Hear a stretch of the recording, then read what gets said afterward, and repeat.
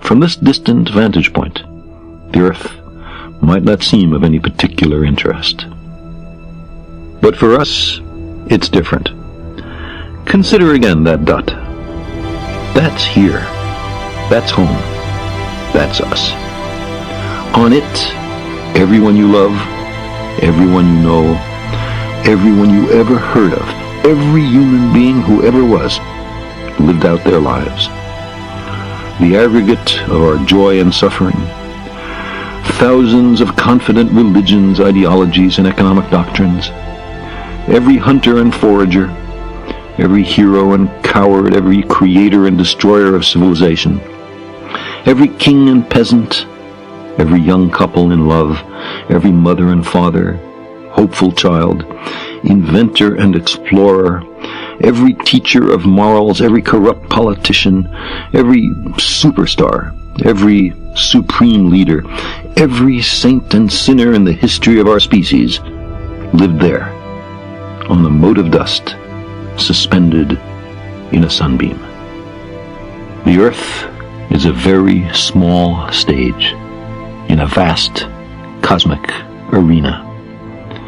Think of the rivers of blood spilled by all those generals and emperors, so that in glory and triumph they could become the momentary masters of a fraction of a dot. Think of the endless cruelties visited by the inhabitants of one corner of this pixel on the scarcely distinguishable inhabitants of some other corner.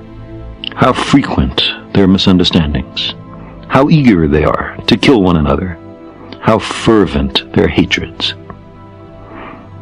Our posturings, our imagined self-importance, the delusion that we have some privileged position in the universe, are challenged by this point of pale light. Our planet is a lonely speck in the great enveloping cosmic dark.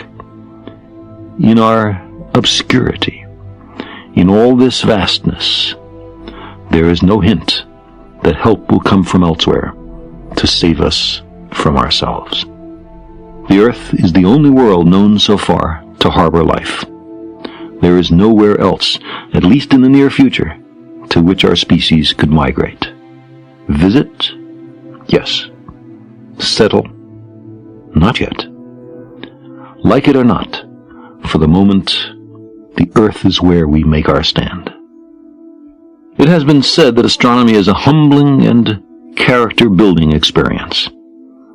There is perhaps no better demonstration of the folly of human conceits than this distant image of our tiny world.